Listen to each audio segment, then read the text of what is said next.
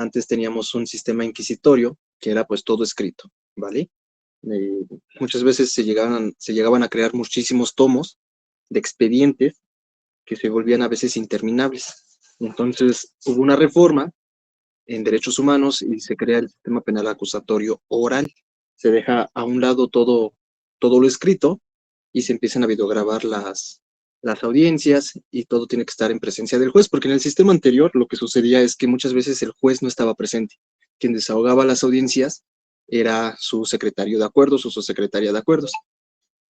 Ya después con esta reforma, pues existe un principio que se llama inmediación, y este principio pues consiste en que el juez tiene que estar presente en todas y cada una de las audiencias. El juez no puede delegar su función a otra persona como lo era en el sistema tradicional. El juez tiene que estar sí o sí presente en todas las audiencias, pero obviamente eso lo vamos a ver punto por punto, ¿vale? Nada más que no sean malitos, si me pueden ir recordando en el grupo de que yo les comparta esas diapositivas. Ahorita les voy a compartir yo pantalla. Les mandé en el grupo, les mandé la Constitución y el Código Nacional, ¿ok? Ahorita vamos a ocupar la Constitución y nada más dejen que pueda compartirles yo pantalla. No sé si ya ven mi pantalla. Ya tengo abierto la Constitución. Sí, ya se está compartiendo el link. Perfecto. Entonces, vamos a empezar a platicar sobre los principios y derechos constitucionales del sistema penal acusatorio, ¿ok? Y para ello tenemos el artículo 20 constitucional. ¿Qué nos dice el artículo 20 constitucional? Discúlpenme. El proceso penal será acusatorio y oral. ¿Por qué acusatorio? Porque anteriormente en el sistema tradicional, ¿quién te acusaba? Pues el Ministerio Público, ¿vale? Sin embargo, quien recaía la investigación, la valorización de las pruebas y la sentencia recaía en una sola persona. ¿En quién sería? Pues en el juez. Era un sistema muy, ¿cómo les puedo decir? Muy cerrado en que únicamente el juez era quien recababa las pruebas, valoraba esas mismas pruebas y te sentenciaba el mismo juez. Sin embargo, con esta reforma en el año 2008, cuando se crea el sistema penal acusatorio, ahora tiene que haber una parte acusadora. ¿Quién es la parte acusadora? Pues el Ministerio Público. Yo les preguntaría, ¿puede existir algún asunto en el que en el Ministerio Público no sea directamente quien te acuse?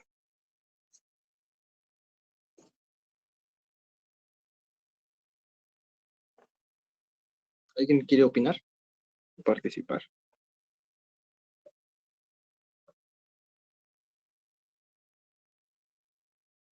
¿No? Miren, existe algo en el Código Nacional de Procedimientos Penales, casi en la parte final del código, se establece lo que es la acción penal por particular. Aquí cualquier persona puede acudir ante el juez de control a solicitar que no que se investigue, sino que se lleve a cabo un proceso penal sin la necesidad de que esté presente el Ministerio Público.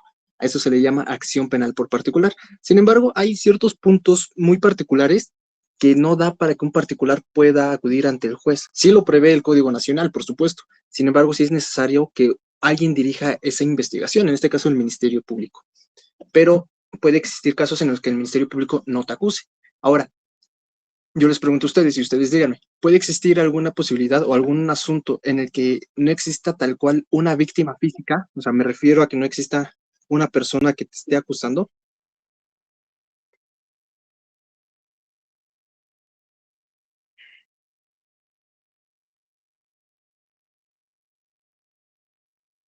¿No? ¿Alguien que quiera participar?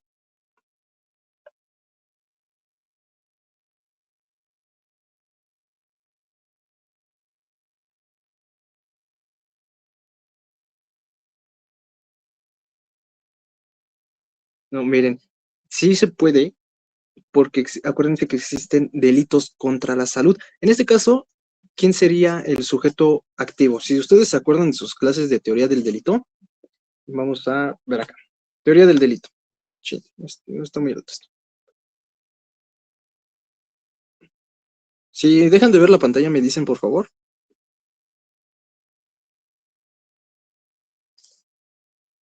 En su teoría del delito, ¿se acuerdan que, pues, cuáles son los elementos del delito? Pues tiene que haber una conducta, los sujetos, que en este caso es un sujeto activo y un sujeto pasivo.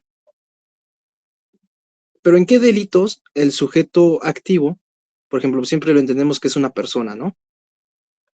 Pero ¿en qué delitos puede que esta persona no exista? Tal cual, o sea, una persona así física que tú puedas denominar Juanito, Óscar Pérez, etcétera. ¿En qué tipo de delitos puede ser? Entonces, el sujeto activo pues, es la persona que realiza la conducta, ¿ok? Y el sujeto pasivo, pues ya saben, es la persona que resiente el delito. Si hablamos nosotros de un homicidio, supongamos que Óscar, este es Óscar y este es Juan. Óscar mata a Juan y tenemos pues un homicidio, ¿ok? Porque el tipo penal de homicidio es aquel que priva de la vida a otro. Y aquí tenemos que Óscar es aquel, ¿ok? Y Juan es otro. Aquí ya se configura pues el delito, ¿vale? Pero ¿en qué delitos no puede existir tal cual una persona así física? Pues puede ser en delitos contra la salud. En este caso, ¿por qué contra la salud? Porque no existe tal cual una persona física, sino la afectación es una sociedad. Y al no existir tal cual una persona física, porque imagínense, sí, es cierto que los delitos contra la salud afectan a toda una sociedad, al Estado, a la comunidad, pero no quiere decir que vamos a juntar a toda la comunidad, un ejemplo, 100 personas que vayan a denunciar ante el Ministerio Público. Por eso es que el Ministerio Público es el representante social en todos los delitos, pero en este caso en particular contra la salud es el representante social. Cuando existe la detención por policías por delitos contra la salud, los que deponen en su contra del sujeto activo, pues son los policías, ¿ok? Y lo ponen a disposición del Ministerio Público. Y al Ministerio Público, supongamos que le encontraron unas 10 dosis o 10 bolsitas de cristal. Entonces, pues el Ministerio Público va a realizar la acción penal. Esto en representación de la sociedad. Por eso es que el sistema penal acusatorio quiere decir que necesitamos que alguien nos acuse. Puede ser una persona física o el Ministerio Público, como en el ejemplo que les acabo de poner. En el ejemplo de homicidio, pues obviamente la persona que falleció no puede ir ante el Ministerio Público a denunciar. En este caso sería la víctima indirecta, que pueden ser sus familiares, esposa, mamá, hijo, etc. Y ahora nos dice que el sistema penal acusatorio es oral. ¿Por qué oral? Porque ya les había comentado que en el sistema tradicional todo era por escrito. Y muchas veces el juez no se encontraba presente al momento de desahogar las audiencias. Él únicamente resolvía. Y resolvía pues supuestamente leyendo todos los expedientes. No, por eso es que muchas veces hemos escuchado que dicen las personas, es que los jueces no leen bien, no leen todos los expedientes. Es cierto, antes no leían todos los expedientes, porque imagínense, se hacían tomos de 1000 hojas y aparte la carga de trabajo que tenía el juzgado pues era enorme. Por eso es que ahora ya nos dice que el sistema es acusatorio porque tiene que existir alguien que te acuse. En este caso puede ser el Ministerio Público o la víctima. Y oral, porque todo tiene que ser de forma oral, ya no tiene que haber expedientes. Sí existe todavía, por ejemplo, las carpetas de investigación, pues esas se van integrando de forma física. Pero ya al momento de desahogar las audiencias, todo tiene que ser de forma oral. No se puede permitir leer. Si ustedes tienen a la mano ahorita su Código Nacional, pueden ir al artículo 4 y al artículo 44, que ahí nos habla sobre la oralidad en las audiencias. No puedes leer tal cual, así como si estuvieras leyendo todo un texto. Puedes apoyarte de tus apuntes, eso sí, pero no dar lectura íntegra a ellos. Entonces, esto son características. Lo vamos a anotar aquí. Características del sistema penal es que es acusatorio y oral, ¿ok? Esas son las características. Y tenemos principios constitucionales. ¿Cuáles son los principios constitucionales? Aquí ya lo pueden ver. Es que tenemos el principio de publicidad.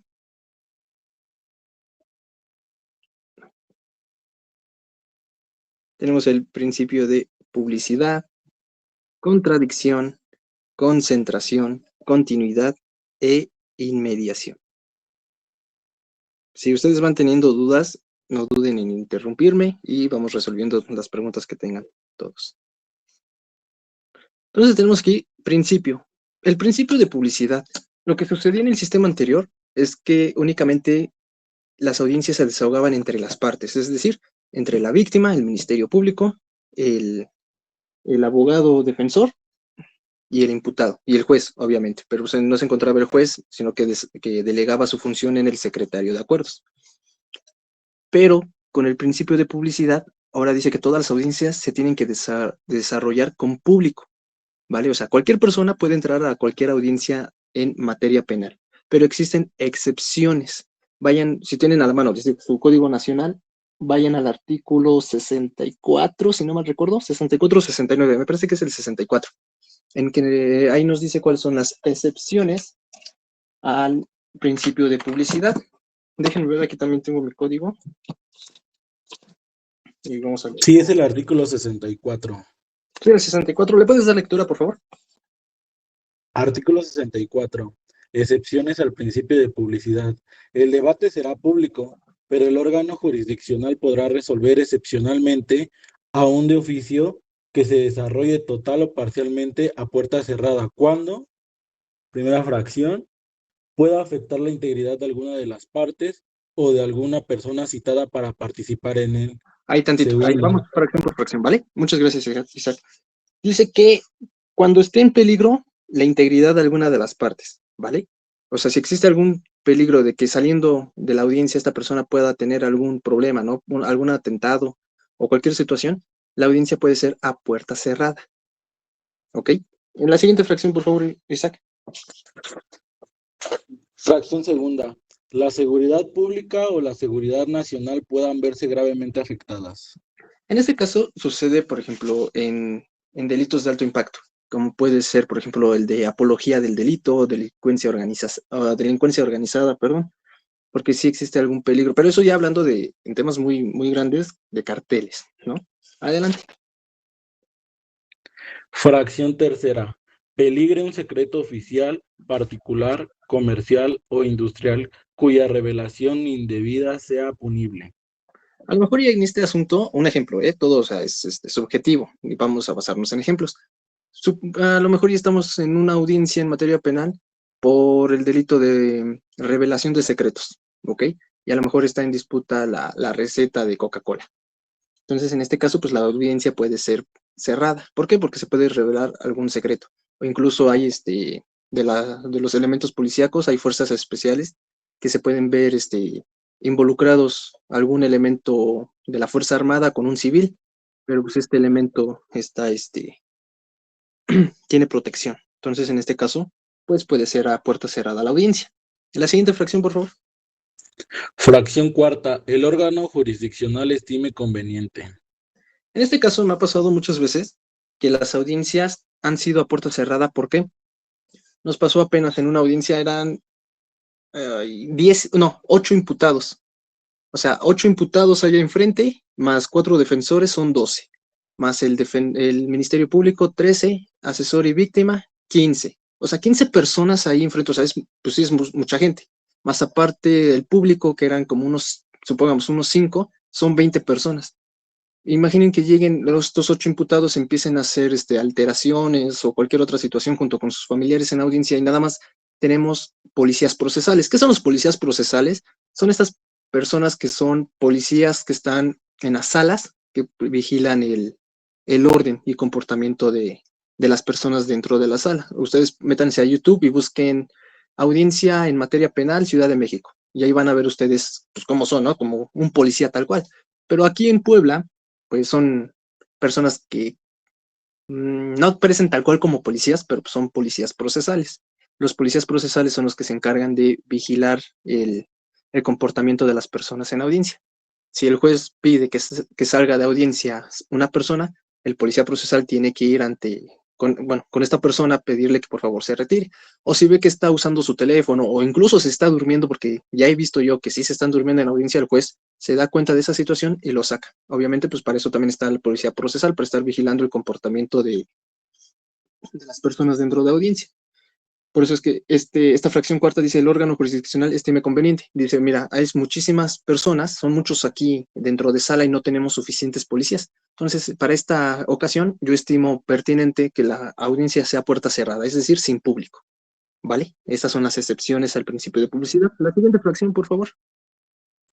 Fracción quinta. Se afecta el interés superior del niño y de la niña en términos de lo establecido por los tratados y las leyes en la materia o fracción sexta, esté previsto en este código o en otra ley.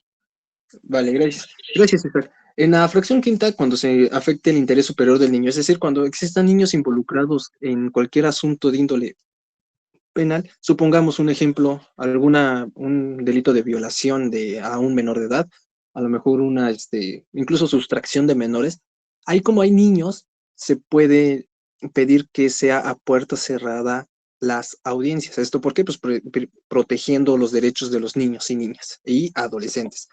Si ustedes tienen la oportunidad, lean, por favor, hay una sentencia, igual, la voy a buscar y se las voy a compartir, en el que ya nos habla la Suprema Corte y la Convención, nos dice que ya no tenemos que referirnos a los niños como adolescentes, perdón, como menores de edad, sino que ya son niñas, niños y adolescentes, ya no son menores, y ya son niñas, niños y adolescentes.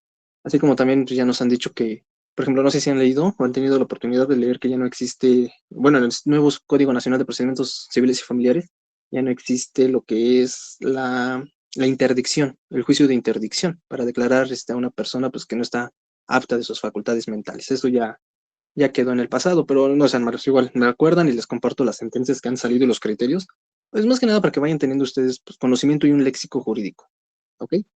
Entonces, pues tenemos que el principio de publicidad, todas las audiencias van a ser públicas, a excepción de ciertas excepciones que vienen en el artículo 64 del Código Nacional de Procedimientos Penales. Ahora tenemos el principio de contradicción. ¿Qué quiere decir con este principio de contradicción? Que las partes pueden, si el Ministerio Público pide algo o manifiesta algo, la defensa puede controvertirlo, ¿vale? O sea, a todo tiene que haber contradicción. Si el Ministerio Público pide, un ejemplo, prisión preventiva justificada, el juez tiene que darle el uso de la voz a la defensa para que contradiga lo que diga, lo que manifiesta el Ministerio Público. ¿Por qué? Porque hay contradicción. Miren, voy al Código Nacional, déjenme ver si lo tengo abierto.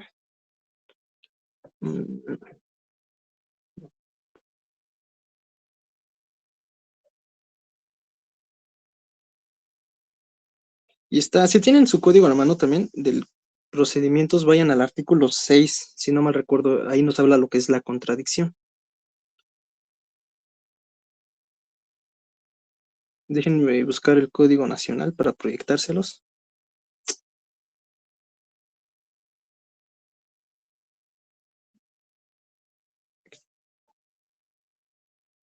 Este documento se los mandé. A muchos les sabría de que el archivo podría estar dañado, pero no, ábranlo con confianza, es el mismo que yo tengo, el que yo ocupo. Pero incluso les mandé a otras personas el código nacional normal. El que yo les compartí es el comentado.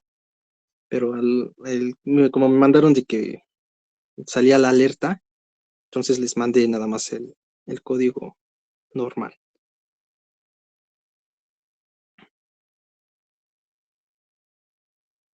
Ok, denme un momento, por favor.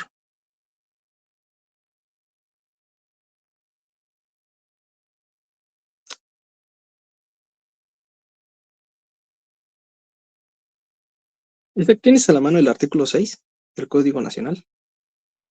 Sí, pero no del comentado. No, no importa, el normal. Sí.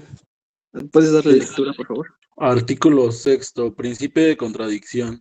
Las partes podrán conocer, controvertir o confrontar los medios de prueba, así como oponerse a las peticiones y alegatos de la otra parte, salvo lo previsto en este código. En este artículo tenemos dos palabras clave. Miren, dice, las partes podrán. Bueno, tenemos tres. Podrán. Cuando ustedes vean en su Código Nacional que dice podrán, es optativo. No los está obligando a realizarlo. Es optativo para las partes si quieren realizarlo o no. Siempre, siempre, ¿vale? Hay otra palabra que sí dice que sí o sí lo tienes que hacer.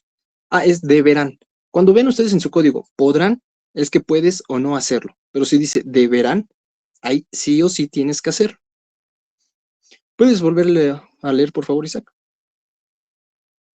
¿El artículo? Sí, por favor. En lo que lo busco acá, porque no lo encuentro. Está en la página 47. Ah, perfecto. A ver. Ah, sí, muchas gracias, Isaac. Entonces tenemos que las partes podrán, ¿eh? Es decir, es opcional hacerlo entre los dos. Controvertir o confrontar los medios de prueba. Aquí tenemos controvertir o confrontar.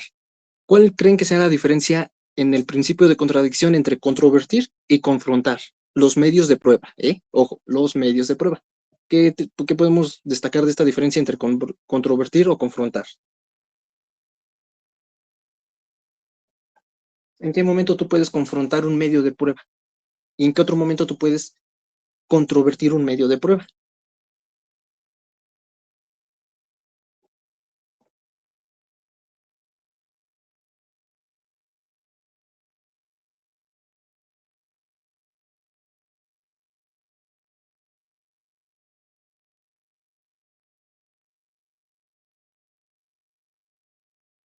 Miren, les voy a subrayar acá. Cuando nosotros hablamos de controvertir, quiere decir que vamos a controvertir la información del testigo. Nosotros, medios de prueba, ¿qué son los medios de prueba? Tenemos dato de prueba y medio de prueba. El dato de prueba es todo aquel antecedente que se generó dentro de la carpeta de investigación, como puede ser una entrevista, puede ser un dictamen, puede ser a lo mejor una cadena de custodia, ¿ok? Esos son datos de prueba. Ok. Es que sigo admitiendo compañeros. Bien. Todo aquello es un dato de prueba.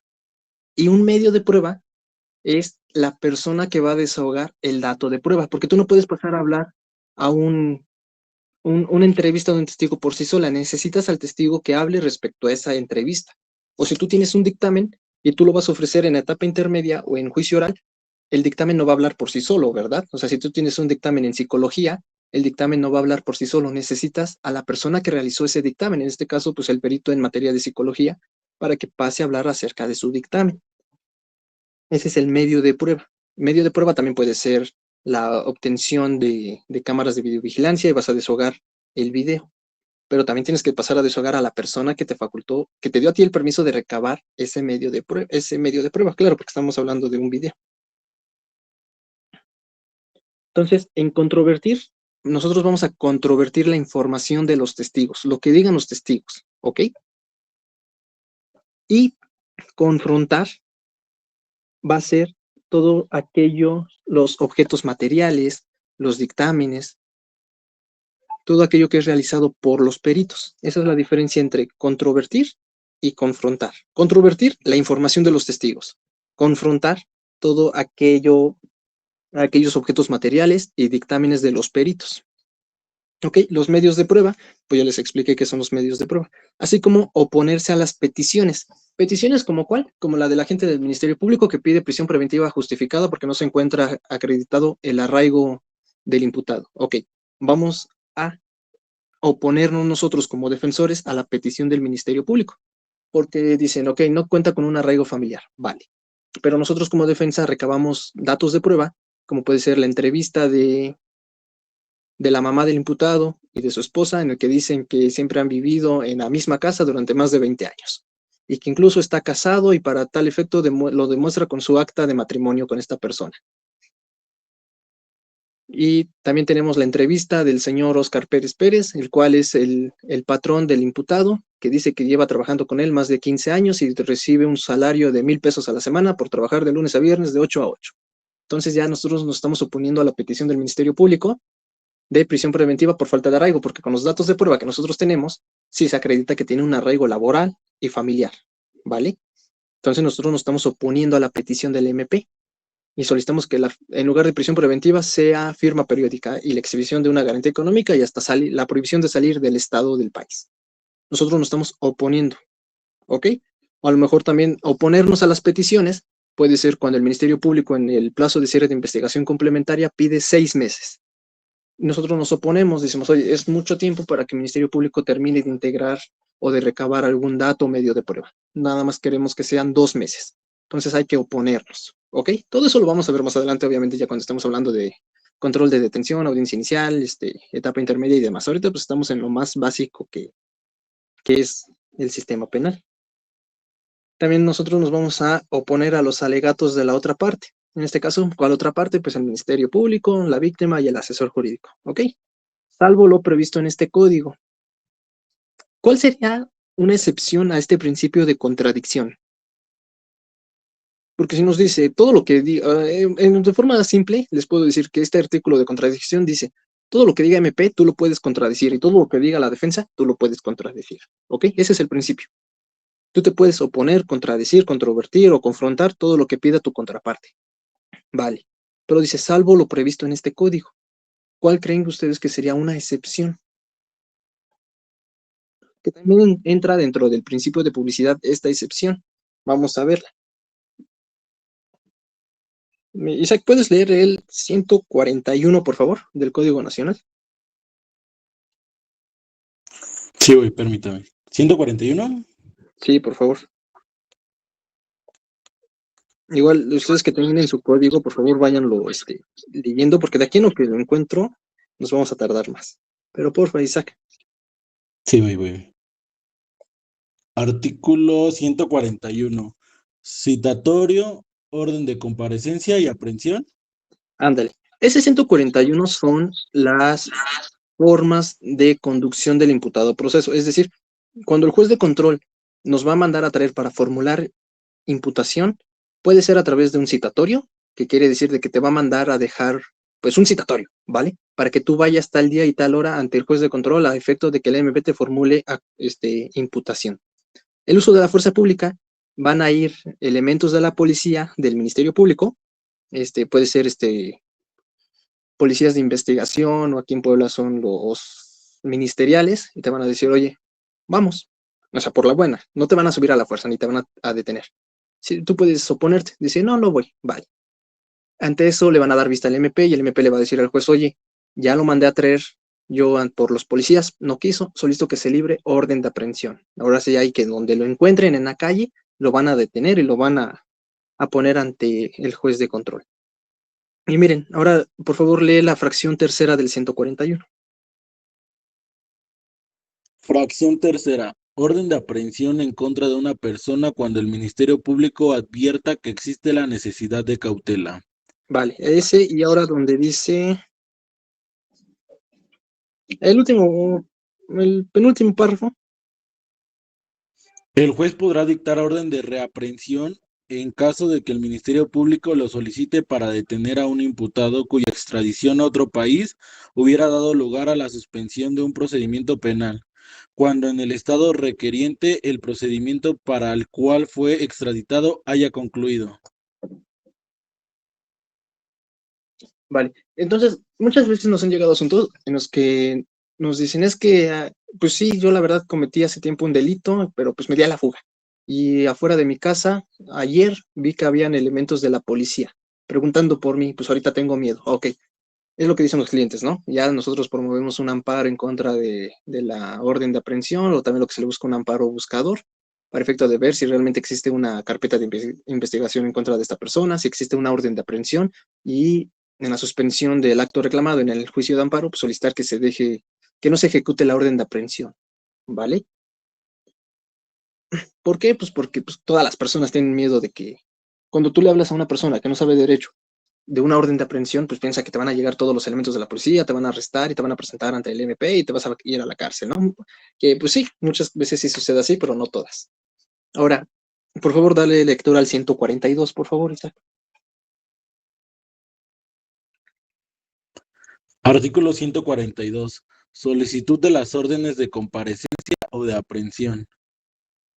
En la solicitud de orden de comparecencia o de aprehensión se hará una relación de los hechos atribuidos al imputado, sustentada en forma precisa en los registros correspondientes, y se expondrán las razones por las que se considera que se actualizaron las exigencias señaladas en el artículo anterior. Las solicitudes se formularán por cualquier medio que garantice su autenticidad o en audiencia privada con el juez de control. Muchas gracias. Entonces, el principio de publicidad nos habla de que todo tiene que ser público, ¿ok? Salvo unas excepciones, ya vimos el artículo 64.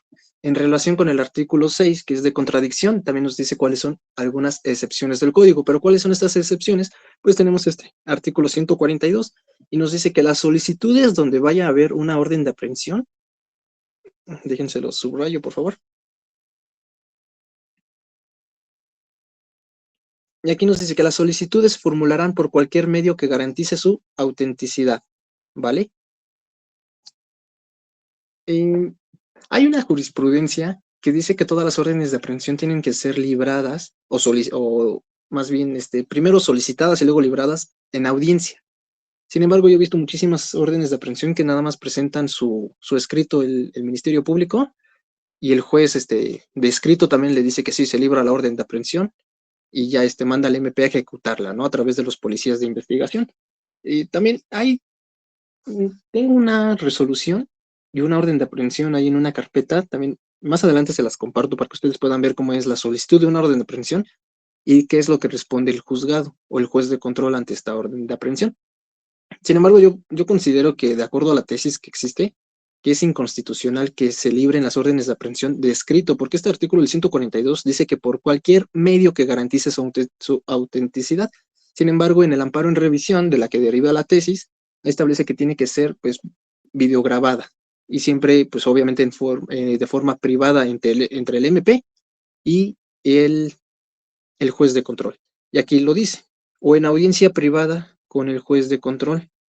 Entonces, una de las excepciones que hay, el principio de contradicción y de publicidad, es cuando se va a solicitar que se libre la orden de aprehensión en contra de una persona. Porque si sabe Juanito Pérez que le van a librar una orden de aprehensión, y a lo mejor el delito es que amerita prisión oficiosa, como puede ser, supongamos, un delito de violación, pues obviamente que Juanito se va a dar a la fuga, porque dice, mira, sí cometí el delito, van a librar la orden de aprehensión. Pues obviamente quiere decir pues, que me voy a quedar en la cárcel hasta que se demuestre lo contrario, y para eso va a ser hasta mínimo 2 años, como lo establece el artículo 20 constitucional, 2 años de prisión preventiva. Después de esos 2 años no puede exceder el plazo, 2 años nada más de prisión preventiva. Por eso es que se dice que tiene que ser en audiencia privada las solicitudes de órdenes de comparecencia o de aprehensión. Nada más entre quién, entre el juez de control, Ministerio Público, asesor jurídico y víctima. En este caso no tiene que estar presente el imputado ni el defensor. El defensor porque le puede avisar al imputado que le van a librar orden de aprehensión y que mejor se vaya. Y tampoco que haya público, porque qué tal si entre el público existe alguien que conoce al imputado y le va a decir, oye Juan, ¿sabes qué? Estuve yo en audiencia y te libraron orden de aprehensión, ahora sí que pues mejor vete del estado. Por eso es que se evita esto para efectos de evitar que exista una sustracción del imputado de la justicia. Por eso es que nos dice que en audiencia privada con el juez de control. ¿Hasta aquí tienen alguna duda?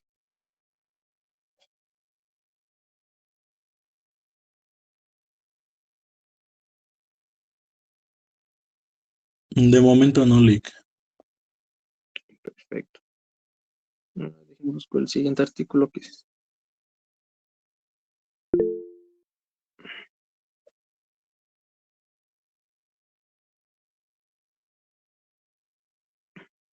Bien, ahora puedes darle lectura al artículo 7, por favor, al de continuidad.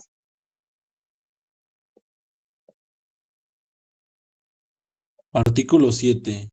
Principio de continuidad. Las audiencias se llevarán a cabo de forma continua, sucesiva y secuencial, salvo los casos excepcionales previstos en este código. Vale, entonces nos dice que todas las audiencias, este principio de continuidad dice que todas las audiencias tienen que ser de forma continua, sucesiva y secuencial, salvo, otra vez, ciertas excepciones que puede haber en este código. ¿Cómo puede ser? De que en el menor número de audiencias posibles que tú puedes desahogar en un día, que se lleven a cabo. Por ejemplo, les voy a contar. En la audiencia inicial, supongamos que esta sí fue una audiencia real que nos pasó, formulan imputación por el delito de cohecho, ¿ok? Se vio involucrado un funcionario del registro de la propiedad y un particular, ¿sale? Ahí supuestamente le ofrecieron dinero para agilizar un trámite, el chiste que terminaron mal y lo denunció por cohecho. Vale, entonces llegamos a audiencia y se vincula proceso por cohecho, ¿ok? Ya se vincula proceso por cohecho y en esa misma audiencia antes de que el Ministerio Público, porque la siguiente fase de la audiencia inicial, después de que te vinculan a proceso, es medida cautelar. Ok, esto para garantizar tu presencia durante todo el proceso. Y pues medidas cautelares tenemos 14, de acuerdo al artículo 155 del Código Nacional de Procedimientos Penales. Entonces, ya te vinculan a proceso a tu cliente y le dice el juez, Ministerio Público, otra solicitud. Sí, su señoría solicitó que en términos del artículo 155 se abra debate para medida cautelar. Ya te dicen defensa. Pero si tú ya tienes con tu plan de suspensión condicional del proceso, vayan al artículo 195, 192, 193, 194 y 195. El 195 te dice cuáles son el plan de condiciones que tienes que seguir para ser susceptible a una suspensión condicional del proceso. Este quiere decir que el proceso se va a suspender siempre y cuando tú cumplas con ciertos planes de actividades que te va a imponer el juez, como puede ser, primero estar yendo a firmar ante la unidad de medidas cautelares, otro que prestes un servicio a favor del Estado, que hagas una donación, que si el delito fue contra la salud, que evites estarte intoxicando y vayas a tratamiento médico durante 6 meses. Un ejemplo, ¿eh? Si tú cumples con todos estos requisitos, se va a acabar tu proceso y te van a dar la sentencia de suspensión condicional tiene los mismos efectos que una sentencia absolutoria. Caso contrario sucede con el procedimiento abreviado. En el procedimiento abreviado es condenatorio y ahí sí sales con un antecedente penal. Para la suspensión, el delito tiene que ser no mayor a 5 años como pena que dé la suma aritmética entre la pena menor y la pena mayor. Si se suma la pena menor con la pena mayor y se divide entre 2 y te da 5, es susceptible a una suspensión condicional, ¿ok? Pero si se pasa de 5.1, es decir, 5 años, un mes, no puede ser una suspensión condicional, tiene que ser de 5 para abajo. Entonces, si te vinculan a proceso por un delito que es susceptible a una suspensión condicional y tú ya tienes tu plan de condiciones, en esa misma audiencia, antes de que se abra debate de medida cautelar, tú puedes solicitar la suspensión condicional del proceso. ¿Por qué? Porque uno de los requisitos para solicitar suspensión provisional del proceso, suspensión condicional del proceso, es que se haya dictado el auto de vinculación a proceso y que y que la pena por el delito que te vincularon a proceso no sea mayor a 5 años. Teniendo ese requisito, es susceptible ahí mismo en esa audiencia a una suspensión condicional del proceso. Y ya no es necesario que se abra debate, porque a lo mejor el MP, o a lo mejor tú no tenías acreditado tu arraigo familiar, laboral, ni conyugal, y eso da para una prisión preventiva justificada. Sin embargo, te puedes saltar esa fase y en la suspensión condicional, bueno, perdón, en la vinculación al proceso solicitar la suspensión condicional, porque estás cumpliendo con los requisitos que establece el 191, 192, 193, 194 y 195 del Código Nacional de Procedimientos Penales. Entonces, aquí en este caso, esa es una de las excepciones previstas en ese código. ¿Por qué? Porque tú tienes a la mano tu plan de suspensión condicional del proceso, tu plan de actividades que vas a realizar mientras estás suspendiendo ese proceso. Por eso es que nos dice que de forma continua, sucesiva y secuencial. Secuencial, ¿por qué? Porque si estamos, por ejemplo, en un control de detención y te califican de legal la detención, no te puedes tú saltar a la medida cautelar o al plazo de cierre de investigación. No, tiene que ser control de detención, formulación de imputación, oportunidad para declarar, vinculación a proceso, medida cautelar y plazo de cierre de investigación complementaria. Pero dice, salvo los casos excepcionales previstos en este código. ¿Y cuál es uno de esos casos excepcionales? El que les acabo yo de comentar a ustedes, que es que si te vinculan a proceso por un delito cuya pena menor es a 5 años, ahí mismo puedes solicitar suspensión condicional del proceso. Y ya no abres medida cautelar, ya no abres el debate. ¿Vale? Esos son uno de algunos casos que sí se dan y que es caso excepcional, ¿ok? Mm, ¿Le puedes dar lectura al siguiente artículo, por favor, al 8? Artículo octavo. Principio de concentración. Las audiencias se desarrollarán preferentemente en un mismo día o en días consecutivos hasta su conclusión, en los términos previstos en este código, salvo los casos excepcionales establecidos en este ordenamiento. Asimismo, las partes podrán solicitar la acumulación de procesos distintos en aquellos supuestos previstos en este código.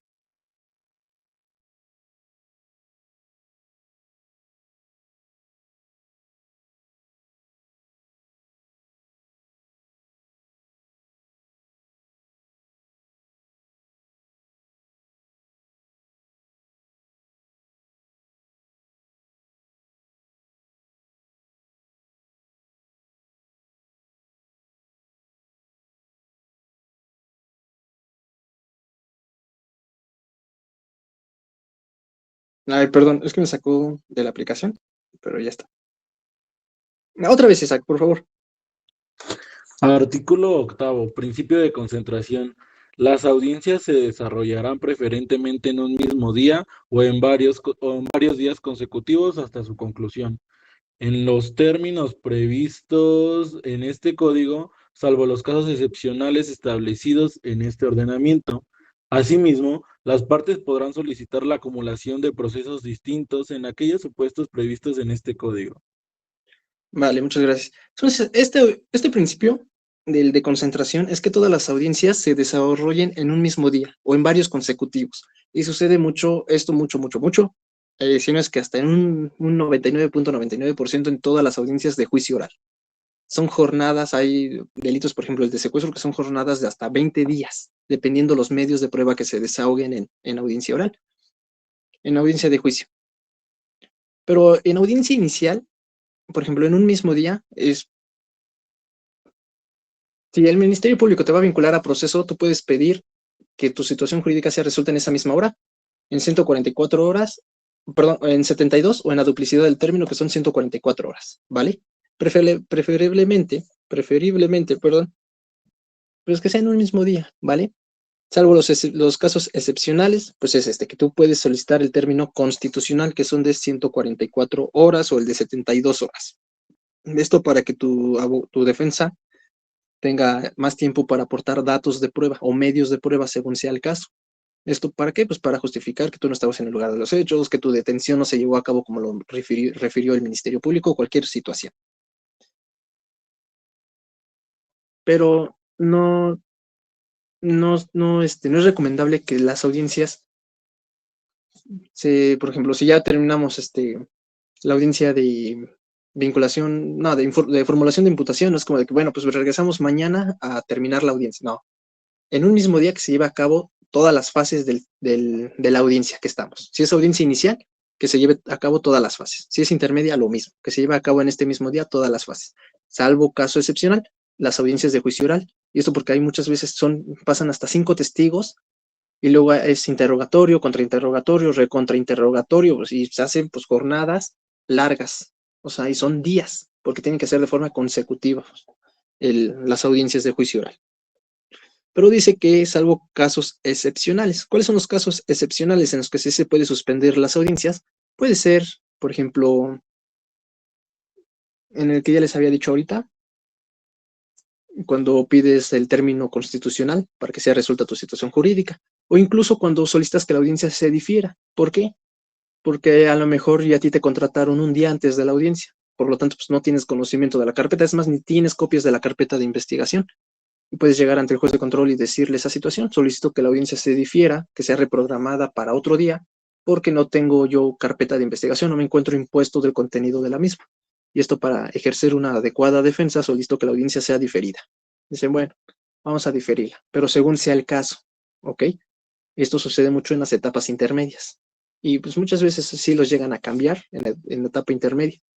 Y ahí sí se difiere la audiencia por 10 días más. ¿Sale? Te dice, ok, pues nos vemos en 10 días para que se lleve a cabo la audiencia intermedia. Y luego ya sucede que llegamos a audiencia intermedia y nos dice, ¿tienen condiciones? ¿Qué quiere decir que si tienen condiciones? Si cuentan ustedes con los medios de prueba que van a ofrecer ustedes. Si ya corrieron traslado al MP con un dictamen en psicología o en mecánica de hechos, no sé, cualquier dictamen. Pero a lo mejor tú todavía no lo tienes a la mano. Todavía no te dan el resultado del dictamen. Y le puedes decir al juez, su señoría, todavía no cuento con el dictamen, todavía lo están realizando, solicito que la audiencia se difiera. Bueno, y otra vez se puede diferir por otros 10 días. Esto para que ya se encuentren en condiciones, es decir, para que tú le corras traslado al MP con los datos de prueba que vas a desahogar y el MP también te corra a ti traslado con los medios o datos de prueba que se van a desahogar en juicio oral. Esas son las excepciones en las que pues, las audiencias no se pueden desahogar y no pueden ser llevadas a cabo de forma continua. Otro caso también es en audiencias iniciales, con control de detención. Supongamos que ya te llega el día te vas a debatir el control de detención, pero pues lo mismo, no tienes carpeta de investigación, no te encuentras impuesto. Puedes pedir que la audiencia se difiera un día más. Esto en control de detención, porque hay jueces que te dicen, no, nada más que se difiera por 3 horas. En 3 horas nos vemos aquí y estas 3 horas lee tu defensa la carpeta y nos vemos aquí en 3 horas. Pero puede suceder que le pidas un día más para que se suspenda la audiencia y se lleve a cabo al día siguiente. ¿Esto para qué? Pues para ejercer una debida y adecuada defensa. Y dice, las partes podrán solicitar la acumulación de procesos distintos. ¿Cuál es la acumulación? Es que, por ejemplo, sucede en concurso de delitos. Lo mismo, acuérdense de sus clases de teoría del delito, tenemos concurso real, material, ideal o formal. Y supongamos que en un concurso de delitos, Juanito entró al Oxxo, robó dinero del Oxxo, robó mercancía del Oxxo, le robó su teléfono al empleado que está atendiendo. Al salir del Oxxo, robó un teléfono y disparó hacia el piso, causándole una lesión al viene que estaba ahí.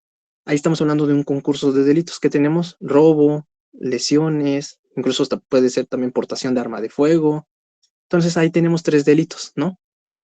Y si estos se están investigando por separado, regresamos a lo mismo. ¿Qué tenemos? Robo, lesiones, portación de arma de fuego, a lo mejor daño en propiedad ajena. Tenemos 4. Pero podemos solicitar la acumulación de estos 4 que se hagan en uno mismo, en un solo proceso. ¿Esto por qué? Porque también a ustedes les conviene. Si no mal recuerdo, en el artículo 410 del Código Nacional, ahí nos habla sobre los concursos de delitos y cómo es la penalidad de cada concurso. Son 2 concursos de delitos, el real o material o el ideal y formal. Esos son los concursos de delitos. Y te conviene que se acumulen los procesos porque pues te pueden reducir una pena, una parte de la pena, ¿ok? Se reduce, porque se están pues integrando los 4 delitos en uno mismo. Pero hay ocasiones en las que tú también puedes solicitar la separación de estos procesos, porque a lo mejor te están a ti acusando de portación de arma de fuego y de lesiones, pero a lo mejor las lesiones sí las cometió tu cliente, pero la portación de arma no tenía la portación de arma, o a lo mejor al revés, tenía portación de arma de fuego, pero no causó lesiones. Por eso es que solicitas que se separe para que tú puedas tener un sobreseimiento, excluir un delito. A lo mejor excluyes el de lesiones, pero te quedas con el arma de fuego. Pero bueno, ya es un delito menos, ¿vale? Eso se refiere a la acumulación y la separación de procesos. No sé si alguien tiene alguna duda o todo bien hasta acá.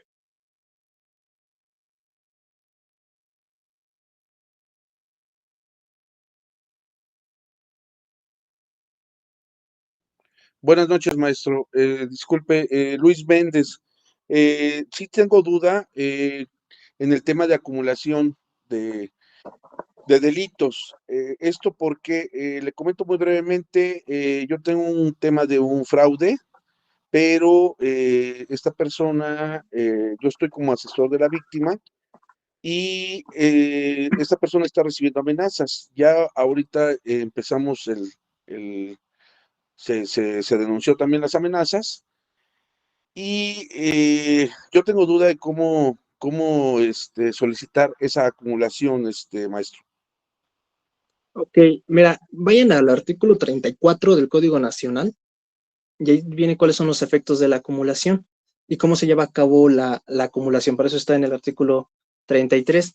Y eso, la acumulación se da siempre. Tú primero tienes que solicitarla ante el juez de forma escrita y ya él te va a aperturar audiencia para que tú expongas ahí en debate por qué solicitas la acumulación de estos procesos. Yo sí veo susceptible que se acumule porque del defraude está derivando las amenazas, ¿vale? Si es como que sí existe una conexidad entre ambos delitos, porque uno deriva del otro. Y ahí el artículo 33 ahí te habla de cómo es la acumulación y dice que una vez que tú presentas ante el juez de control la acumulación, el juez va a citar a las partes, es decir, al Ministerio Público, asesor, víctima, defensa, imputado, a la audiencia en la que se va a llevar a cabo el debate. Una vez tú presentas tu solicitud, a los 3 días siguientes te están señalando audiencia para el debate correspondiente. Y tú tienes que,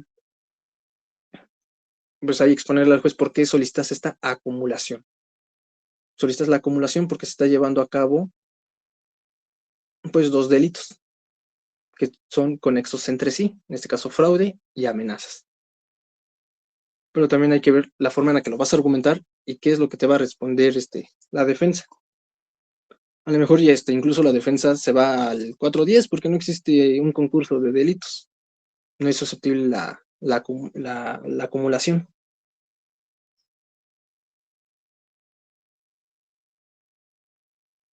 Muchas ¿Sí quedó gracias, claro?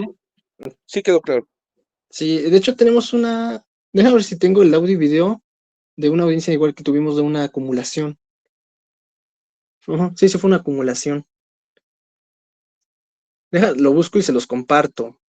Pero ahí sí, es que ahí sí salen las... Hay que censurarlo.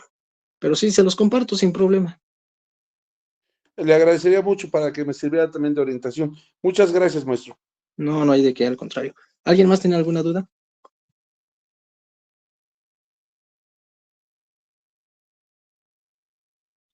No. Ok, ¿le puedes dar lectura, por favor, al artículo 9? Artículo 9. Principio de inmediación.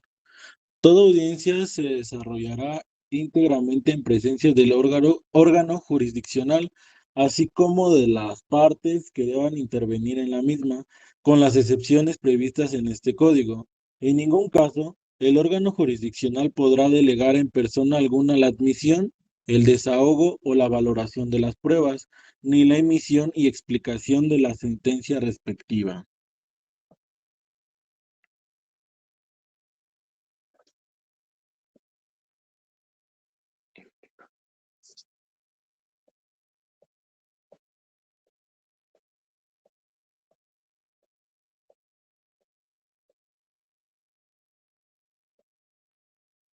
Bien, entonces, este artículo nos habla de que todas las audiencias tiene que estar presente el órgano jurisdiccional. Pero a ver, aquí nos está hablando de órgano jurisdiccional. ¿Qué entendemos nosotros por órgano jurisdiccional? Porque no nos está diciendo de juez ni de tribunal, nos dice órgano jurisdiccional. ¿A quién se refiere a órgano jurisdiccional? A un juez, a dos jueces, tres jueces, al tribunal. ¿A quién? ¿A quién hace referencia el órgano jurisdiccional?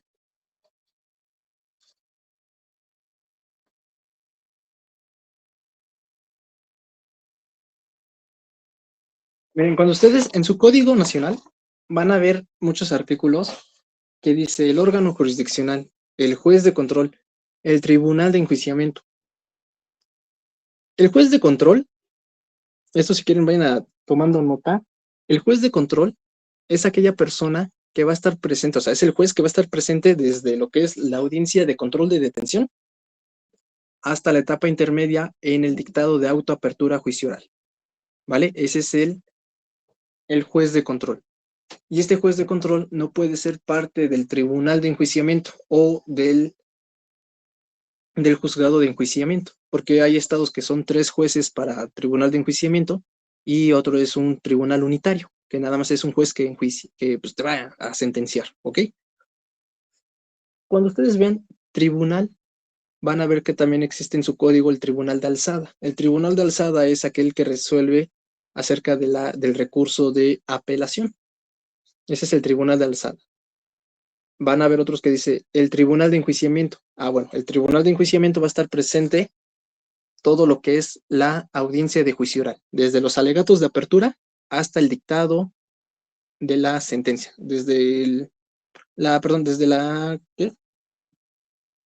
individualización de las penas. Hasta ahí va a estar presente el tribunal de enjuiciamiento. O puede ser tribunal unitario, les digo, hay estados que son 3 jueces de enjuiciamiento o tribunal unitario de un solo juez. Pero va a haber veces que también van a ver en su código que dice órgano jurisdiccional. ¿Y qué dice órgano jurisdiccional? Que puede ser cualquier juez. Pueden ser los jueces del tribunal de enjuiciamiento, puede ser el juez de control. A eso se refiere el órgano jurisdiccional, es decir, cualquiera de estos jueces que ya se mencionó. Pero este juez de control no va a estar presente en las audiencias de juicio oral. Eso lo vamos a ver más adelante. ¿Por qué? Más adelante lo vamos a ver. Entonces, cuando ustedes vean que dice órgano jurisdiccional, quiere decir que puede ser ante el juez o tribunal de enjuiciamiento o el juez de control, ¿vale? Y para ello, miren, vean el artículo 3 del Código Nacional de Procedimientos Penales en la fracción 10. Ya les dice a quién se refiere el órgano jurisdiccional y es el juez de control, el tribunal de enjuiciamiento o tribunal de alzada, ya sea el fuero federal o del fuero común, ¿vale? Entonces, otra vez, ¿qué es órgano jurisdiccional? Cualquiera de estos jueces. ¿Por qué? ¿Por qué cualquiera de esos jueces? ¿Por qué no dice juez de control o juez de ejecución de sentencias? Porque ustedes, miren, un cese de prisión preventiva oficiosa quiere decir de que cuando ya pasaron el término constitucional de 2 años, tú puedes promover el cese. ¿Qué quiere decir el cese? De que la prisión preventiva oficiosa ya no va a dar lugar, ya no puede estar vigente.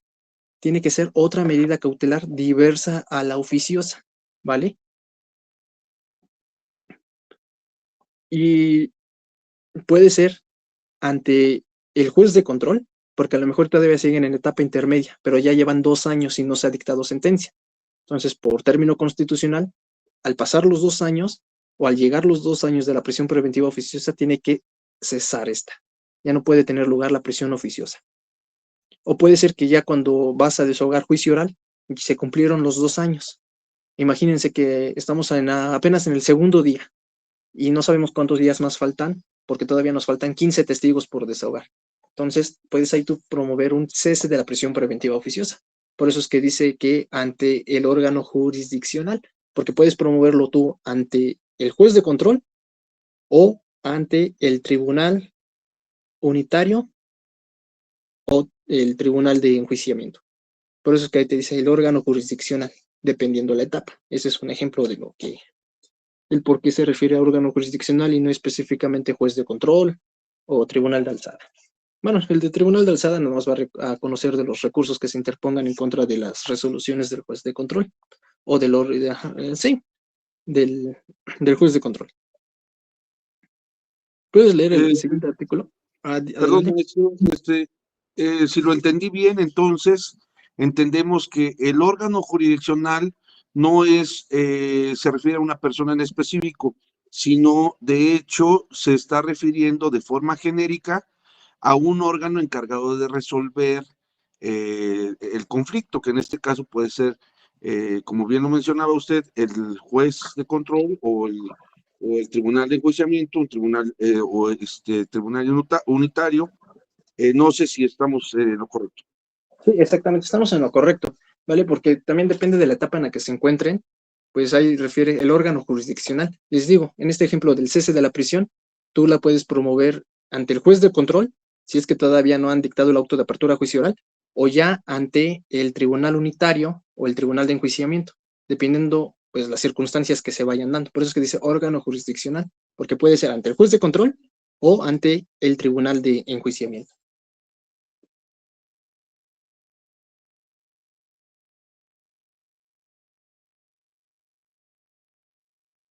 ¿Alguna duda o pregunta? Todo bien hasta aquí, maestro. Perfecto. Isaac, ¿puedes leer el siguiente artículo, por favor?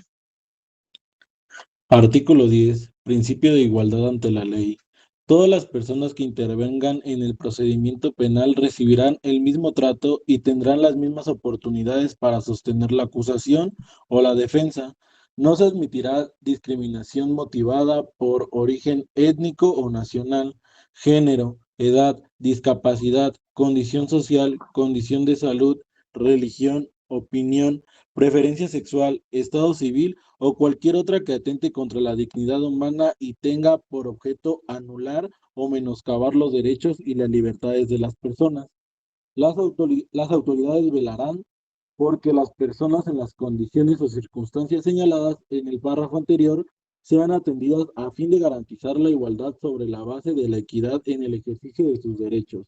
En el caso de las personas con discapacidad, deberán preverse ajustes razonables al procedimiento cuando se requiera. Perfecto, muchas gracias. Este nos dice pues que es igualdad ante la ley. No hay que confundirlo con el siguiente principio que vamos a ver, que es igualdad entre las partes. El de igualdad ante la ley, pues podemos igual relacionarlo con el artículo 4 constitucional, que nos dice todos son iguales ante la ley. O sea, la ley no va a discriminar, ¿vale? Incluso en el nuevo Código Nacional de Procedimientos Penales, en los principios, igual se habla sobre la igualdad ante la ley. Y es que en este nuevo código que se va a implementar en abril del próximo, bueno, en el 2027, nos dice que cualquier persona puede revelar su situación.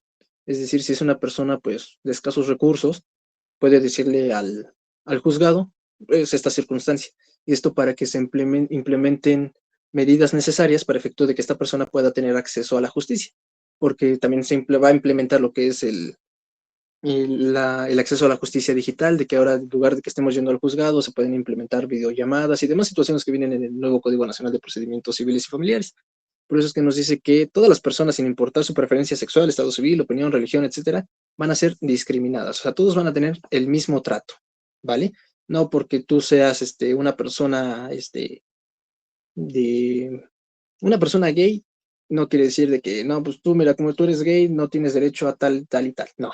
Todos, sin importar ninguna condición física o, o sexual, van a ser discriminados. Todos van a ser tratados por igual. ¿Por qué? Porque es un principio que es igualdad ante la ley, de acuerdo al artículo 10 del Código Nacional de Procedimientos Penales, y el artículo 4, por supremacía constitucional, dice que todos somos iguales ante la ley, ¿vale? Sin que exista algún tipo de discriminación por cierta circunstancia.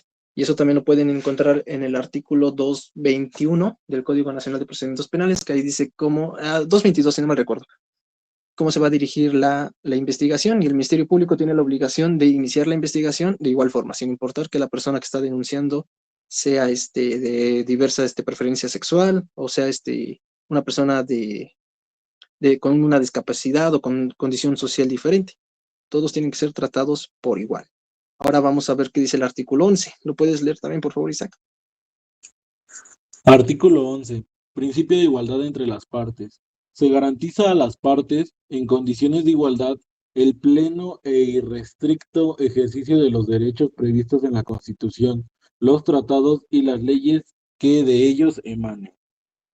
Bueno, ahora nos dice que igualdad entre las partes, ¿vale? A ver, díganme ustedes, ¿quiénes son las partes en el proceso?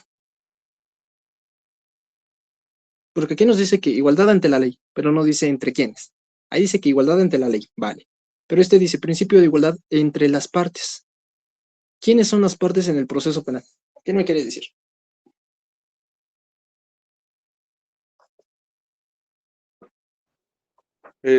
Maestro, sería el imputado, ¿Sí? el imputado y su defensor, la víctima y su asesor, y el Ministerio Público. No sé si estoy correcto. También serían esas las partes.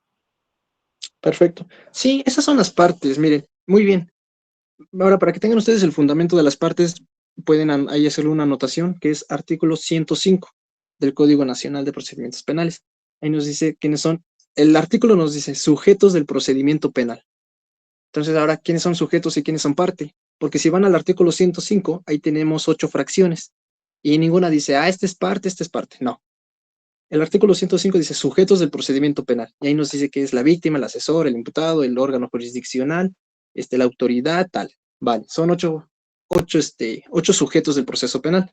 Pero si ustedes van a la última parte de ese artículo del 105, el último párrafo, ahí sí nos dice quiénes son parte del proceso penal.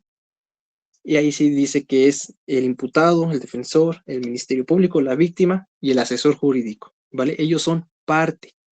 Los demás, como es el órgano jurisdiccional, aquí si se dan cuenta nos dice órgano jurisdiccional. ¿Por qué? Porque puede ser el tribunal de enjuiciamiento, el juez de control, dependiendo, ¿vale? Ahí nos dice órgano jurisdiccional, ¿vale? Y la autoridad de supervisión de medidas cautelares. Ellos son sujetos del proceso penal. ¿Sí me explicó? ¿Sí me entienden? Sí, maestro. Perfecto, muchas gracias. Entonces, principio de igualdad entre las partes, ya entendemos, ya sabemos quiénes son partes en el proceso penal. Ahora dice que se garantiza a las partes en condiciones de igualdad. ¿Qué quiere decir esto de que es el pleno e irrestricto ejercicio de los derechos previstos en la Constitución, los tratados y demás leyes que emanen? Es que quiere decir que tu Ministerio Público, si tú puedes hacer A, la defensa también puede hacer A. Si el Ministerio Público hace B y C, el defensor también puede hacer B y C, porque no nada más son cosas exclusivas del Ministerio Público. Sin embargo, pues obviamente sucede en la práctica que el Ministerio Público sí puede realizar dictámenes o solicitar informes periciales en mecánica de hechos, en psicología, en victimología y demás dictámenes, porque pues al Ministerio Público no les cuesta. Sin embargo, pues a las partes, a los defensores, o más bien pues, al imputado y a sus familiares, pues sí nos cuestan estos dictámenes, ¿no? Porque el Ministerio Público tiene todo el apoyo del Estado para realizar cualquier tipo de actos de investigación, cosa que pues nosotros los defensores necesitamos un dictamen y lo solicitamos a la Fiscalía, pues obviamente que no nos va a favorecer mucho. Por eso es que necesitamos un perito particular que nos apoye en nuestro dictamen. Pero ahí dice que entre igualdad entre las partes, si el Ministerio Público puede hacer A, B y C, la defensa también puede hacer A, B y C. Obviamente, pues también cuáles son algunas cosas que no puede hacer la defensa, pues como puede ser solicitar un cateo, ¿no? Ahí sí son pues, casos muy excepcionales que se pueden dar, pero pues mientras que diga que lo que diga el Ministerio Público, tú también, lo que pida el Ministerio Público, tú también como defensa lo puedes realizar. ¿Puedes leer el siguiente artículo, por favor, Isaac?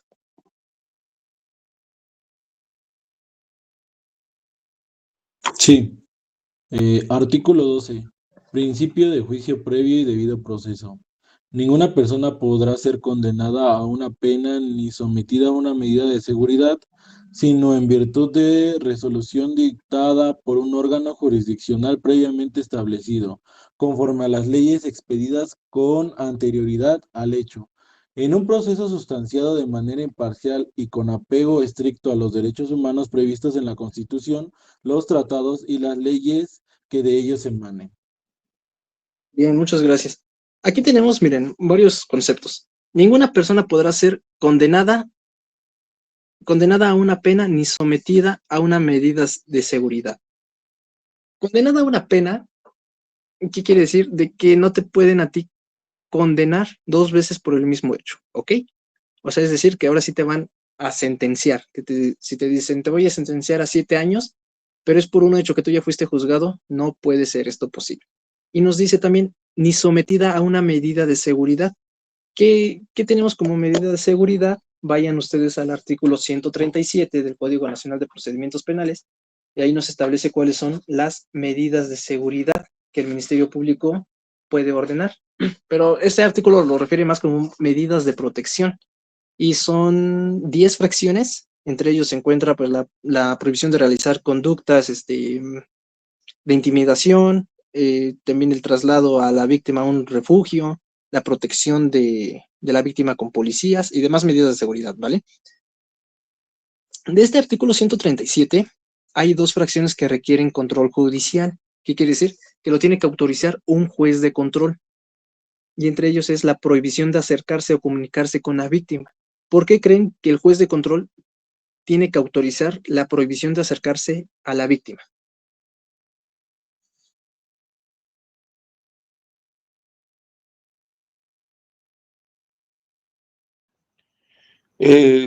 Sería porque el juez de control va a valorar si existe riesgo para la víctima para poder autorizar esta prohibición. Sí, pero el juez de control la va a autorizar porque se está violando también o más bien se está restringiendo un derecho constitucional. ¿Cuál es? El artículo 11, que es el de libre tránsito. O sea, cualquier persona puede andar de aquí para allá, ¿vale?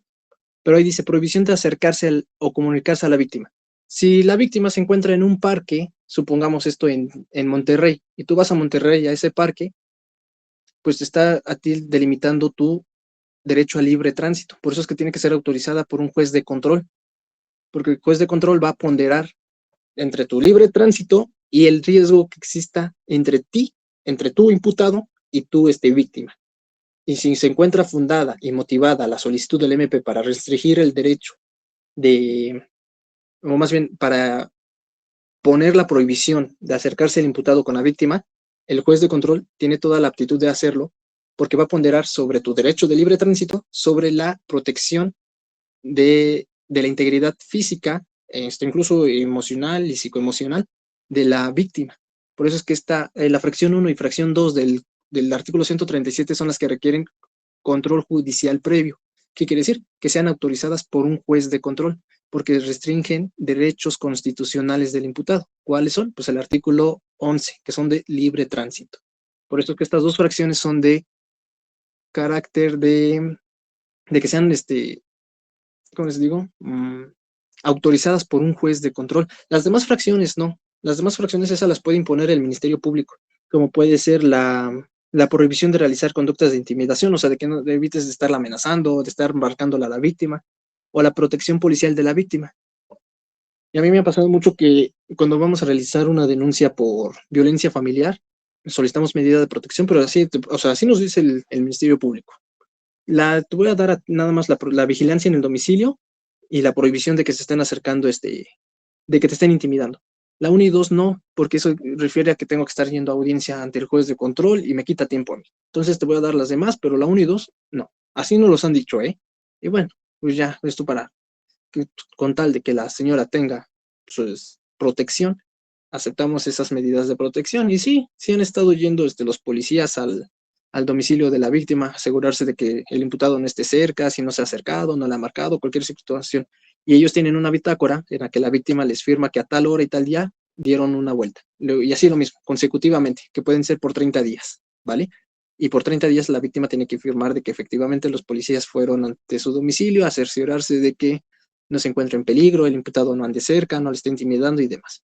Pero así sí nos ha pasado que la 1 y 2, el MP dice de plano no, te doy las demás, pero 1 y 2 no. Y bueno, pues ya que queda discutir con el MP, ¿no? Ahora dice, bueno, ya vimos que condenada a una pena ni sometida a una medida de seguridad, ya vimos una pena, pues que te sentencian a ti a tantos años de prisión, y a una medida de seguridad de acuerdo al artículo 137, que son 10 medidas de protección.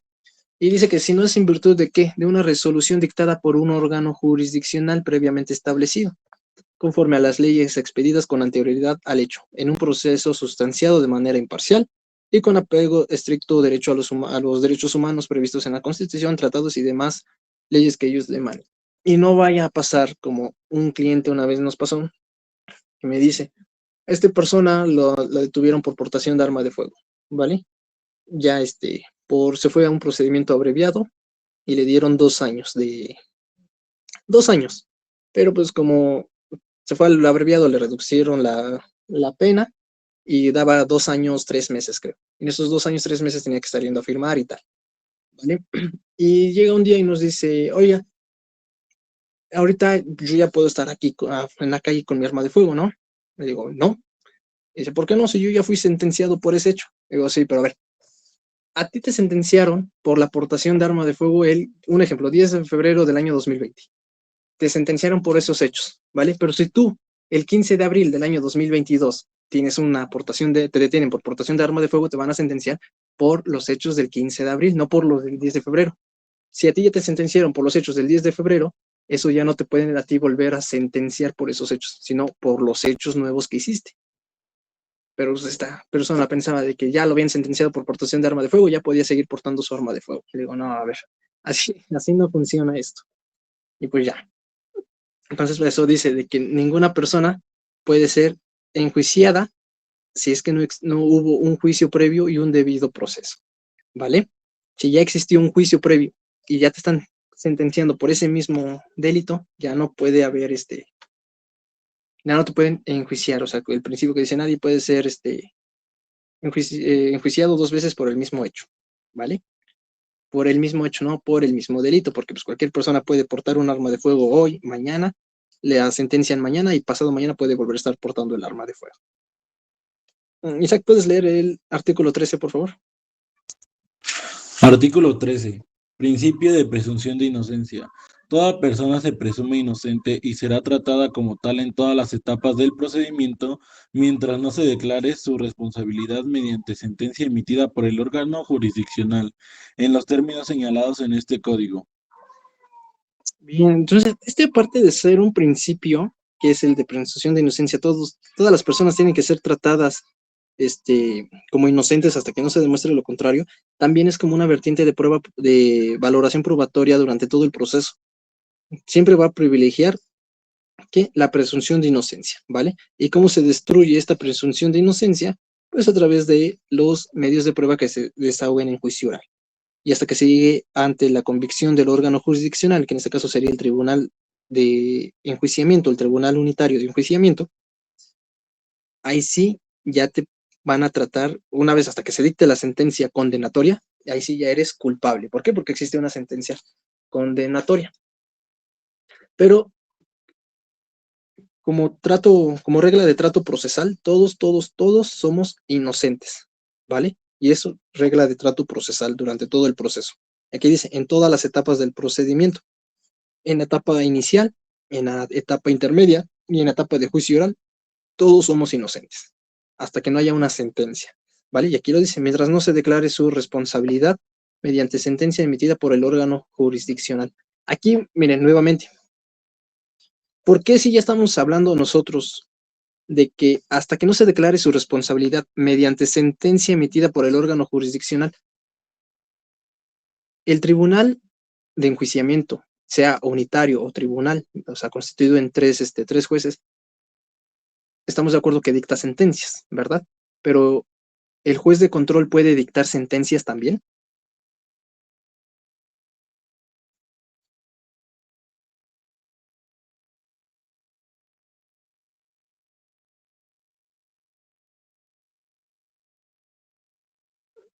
Mire, ahorita estoy viendo que están alzando la mano, pero como yo estoy en compartiéndoles pantalla, no veo aquí quién alza la mano, pero por favor, ustedes hablen. Adelante, Salazar. Bueno, veo que tienes tu mano alzada. No sé si quiera participar alguien más o usted. ¿El juez de control puede dictar sentencias?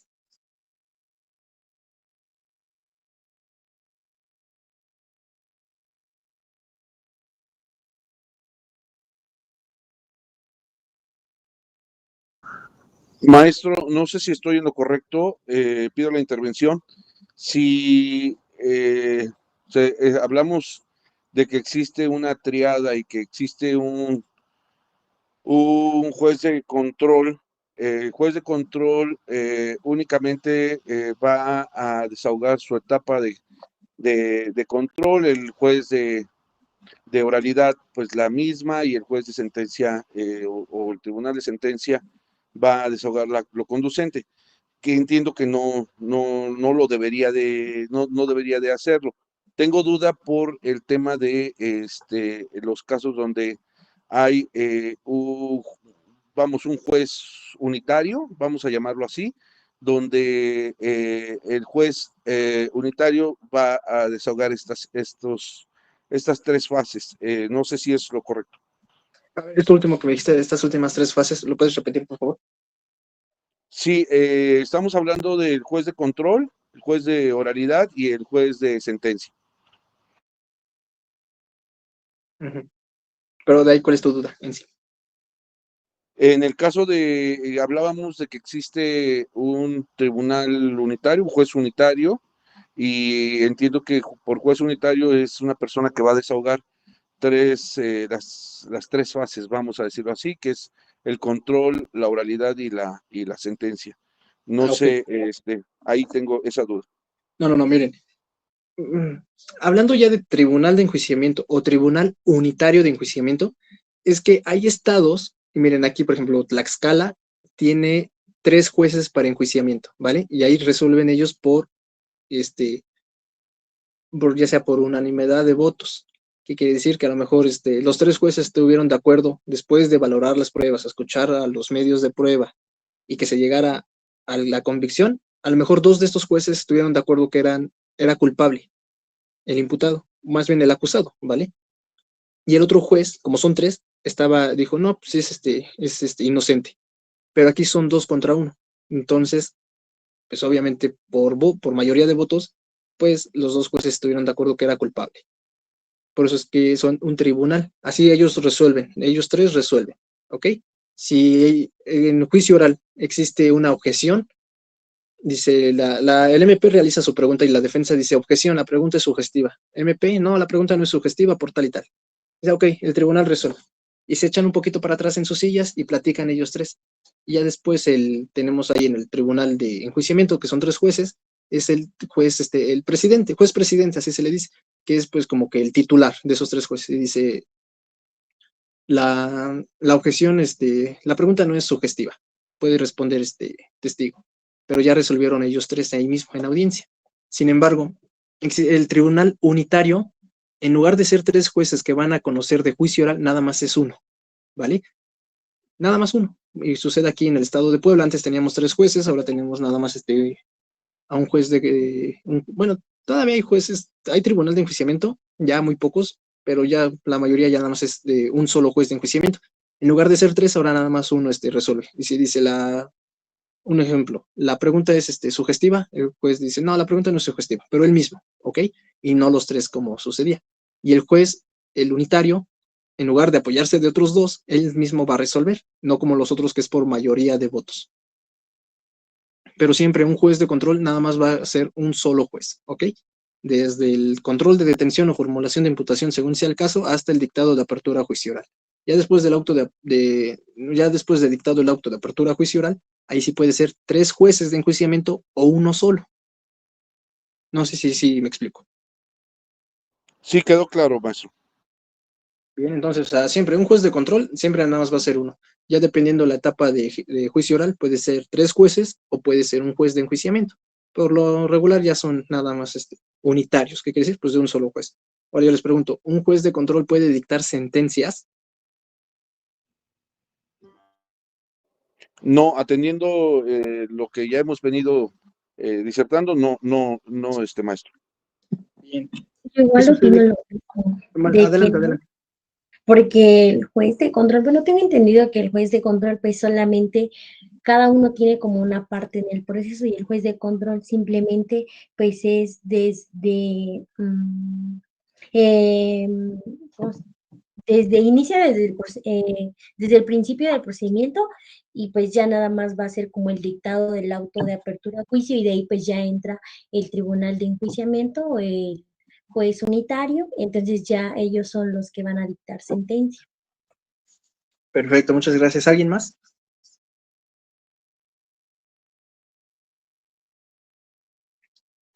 No, miren, los jueces de control sí pueden dictar sentencias. ¿Por qué? Porque existe una terminación anticipada. ¿Cuál es la terminación anticipada? El procedimiento abreviado. ¿Qué es el procedimiento abreviado? En que el imputado acepta su responsabilidad. Pero cuando tú te vas a un procedimiento abreviado, más bien cuando su cliente se vaya a un procedimiento abreviado, no quiere decir de que está aceptando su participación, ¿ok? Muchas veces dicen, miren, ¿saben qué? Yo ya quiero acabar con este asunto, aunque yo no fui, pues lo que me queda es un procedimiento abreviado. Vale, porque te pueden reducir hasta 2/3 partes de la pena. Por eso es que el procedimiento abreviado,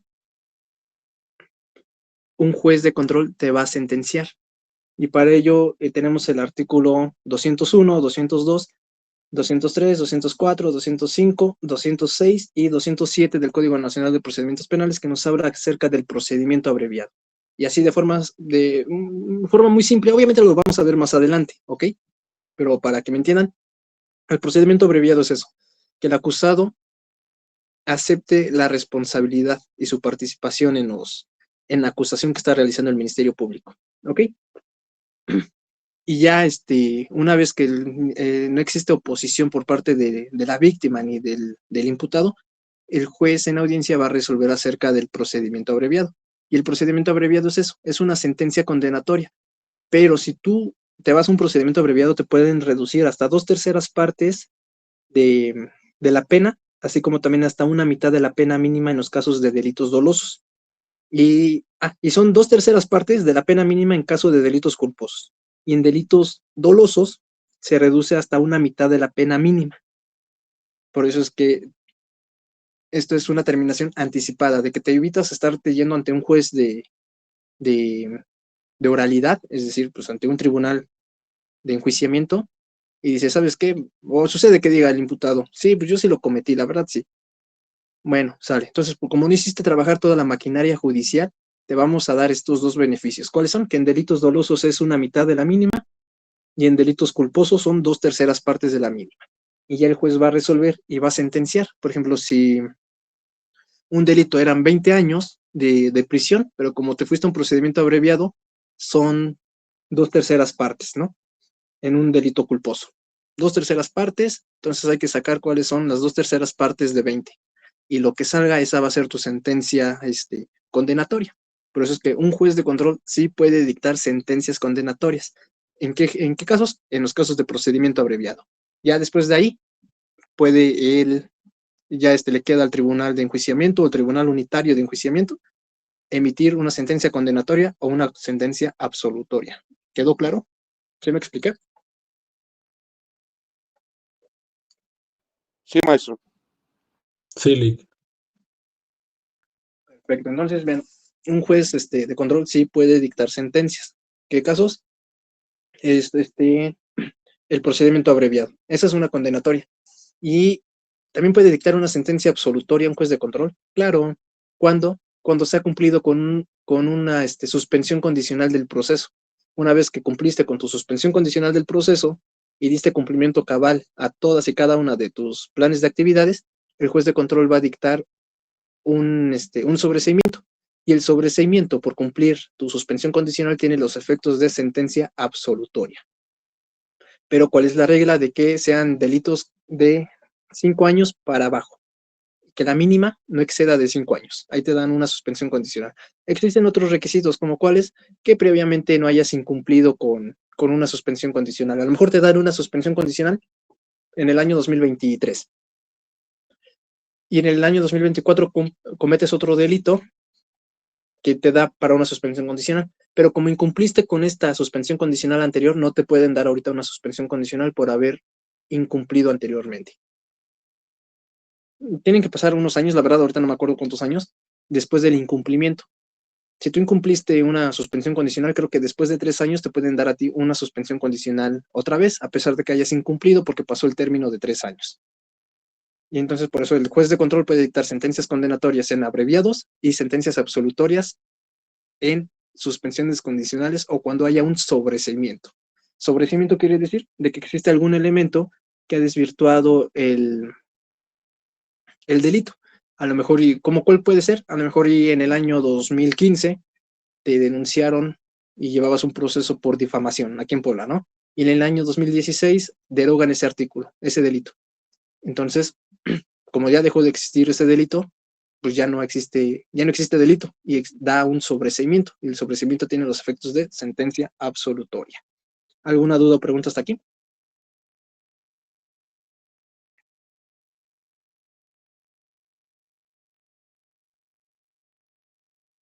No, Lick. Ninguna, maestro. Perfecto. ¿Puedes darle lectura al siguiente artículo, Isaac, por favor? Artículo 14. Principio de prohibición de doble enjuiciamiento. La persona condenada, absuelta o cuyo proceso haya sido sobreseído no podrá ser sometida a otro proceso penal por los mismos hechos. Bien, aquí, muchas gracias. Aquí creo que ya habíamos visto en el artículo anterior, ¿no? En el de presentación en el artículo 12. Y quiere decir de que pues no te pueden enjuiciar a ti 2 veces por el mismo hecho. Y aquí dice, la persona condenada, a lo mejor sí te condenaron, ¿ok? Por los hechos que tú hiciste el 10 de febrero del año 2016. Te condenaron a 2 años de prisión. Cumpliste los 2 años de prisión, ya no te pueden a ti volver a sentenciar por esos mismos hechos, ¿ok? Absuelta, si te absolvieron a ti, ya no te pueden a ti volver a enjuiciar por esos mismos hechos, porque fuiste absuelto, o cuyo proceso se haya sobreseído. Sobreseído que existe alguna causal de sobreseimiento, como puede ser la muerte del imputado. Si fallece el imputado, ¿a quién van a investigar? ¿A quién van a perseguir? ¿A quién le van a reclamar? Pues a nadie, porque falleció el imputado, entonces ya no hay persona a quien reclamarle. Y da para un sobreseimiento de acuerdo al artículo 327 del Código Nacional de Procedimientos Penales. Así como también puede ser que el hecho no se cometió. A lo mejor de los datos y medios de prueba que tú como defensa ofreciste, se demuestra que el señor Juanito, el día de los hechos, no estaba presente, estaba en Estados Unidos y el hecho sucedió aquí en México. Ah, bueno, entonces queda que el hecho no se cometió, ¿vale? O más bien no participó el señor. Y eso da para un sobreseimiento. Y recuerden, el sobreseimiento da los efectos de una sentencia absolutoria. Y pues les digo, vayan al artículo 327, ahí son 10 fracciones en las cuales si tu situación encaja en una de estas 10 fracciones, puedes solicitar un sobreseimiento, ¿ok? Y una vez que tú ya tienes un sobreseimiento, no te pueden volver a ti a juzgar 2 veces por los mismos hechos. Y tampoco puede ser sometida a otro proceso penal por los mismos hechos. O sea, volvemos a lo mismo. Si los hechos por los cuales a ti ya te juzgaron, ya te sentenciaron o ya fue sobreseído tu asunto, ya no puedes tú volver a ser sometido nuevamente a proceso. ¿Ok? Y bueno, son 14 principios del Código Nacional de Procedimientos Penales en relación con el artículo 20 de la Constitución Política de los Estados Unidos Mexicanos. Ya la dejamos hasta aquí y el día miércoles nos vemos para seguir con los derechos en el procedimiento. Son poquitos, son 19, bueno, es del 15